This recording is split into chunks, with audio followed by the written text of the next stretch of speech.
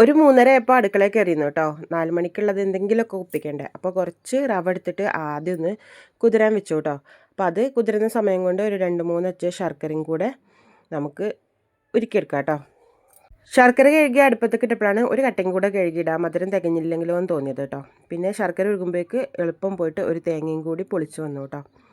തേങ്ങ നല്ല ഉണങ്ങിയ തേങ്ങയായിരുന്നു, പക്ഷെ പൊളിക്കാൻ കുറച്ച് പണിയായിരുന്നു കേട്ടോ.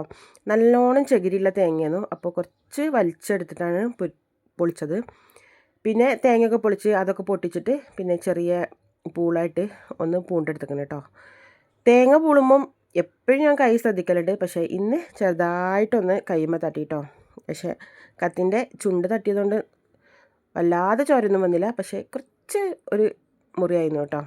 അപ്പോൾ അങ്ങനെ അതൊക്കെ ഒന്ന് കഴിഞ്ഞതിന് ശേഷം പിന്നെ നമ്മൾ റവ കുതിർന്നില്ലേ, അതിലേക്ക് ഒരു ഗ്ലാസ് അരിപ്പൊടിയും കൂടി ഇട്ടിട്ട് ഒന്ന് ഇളക്കി കൊടുത്തു. പിന്നെ ചൂടുള്ള ശർക്കരപ്പാനിയും കൂടി ഉണ്ട് ഒഴിച്ചു കൊടുത്തിട്ടുണ്ട് കേട്ടോ.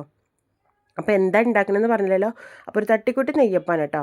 ഇപ്പം തന്നെ കലക്കി ഇപ്പം തന്നെ ഉണ്ട് ചൂടാന്ന് വിചാരിച്ചു. ചിലപ്പോൾ ശരിയാവും, ചിലപ്പോൾ ശരിയാവില്ല. എന്ന് വെച്ചാൽ ചില സമയത്ത് നല്ലോണം നെയ്യപ്പം ശരിയാകും. അപ്പോൾ വിചാരിക്കും അയ്യോ കുറച്ചും കൂടെ തോനെ മാവ് കൂട്ടിച്ചാൽ മതിയായിരുന്നു, നല്ലോണം ശരിയായല്ലോ എന്ന്. ചില സമയത്ത് ഒട്ടും ശരിയാകില്ല കേട്ടോ.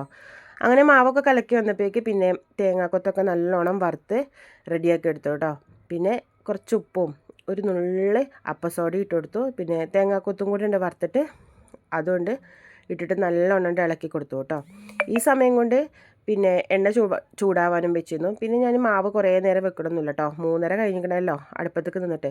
ഇനിയിപ്പോൾ അസർ ബാങ്ക് കൊടുത്ത് അപ്പം ചോദിക്കും ഉമ്മച്ചിയെ ചായക്ക് കടി എന്താന്ന്. അപ്പോൾ അത് കേൾക്കുന്നതിൻ്റെ മുന്നേ കടിയാക്കണം എന്നുള്ള ഇതിലാണ് കേട്ടോ. പെട്ടെന്ന് തന്നെ കടി ഉണ്ടാക്കി കൊടുത്തു. പിന്നെ ഈ ചട്ടിയിൽ ഞാൻ ഉപ്പേരിയും അങ്ങനെ ഇങ്ങനെ എല്ലാ സാധനങ്ങളും വെക്കലുണ്ട് കേട്ടോ. അതുകൊണ്ട് ചിലപ്പോൾ എണ്ണക്കടി ഉണ്ടാക്കുമ്പം അടിയിൽ ഇങ്ങനെ ഒട്ടിപ്പിടിക്കും. അപ്പോൾ 2-3 പ്രാവശ്യം ഒട്ടിപ്പിടിക്കണം ഇങ്ങനെ പൊന്തിച്ച് കൊടുത്താൽ പിന്നെ കടി ഉഷാറായിട്ട് വരും കേട്ടോ.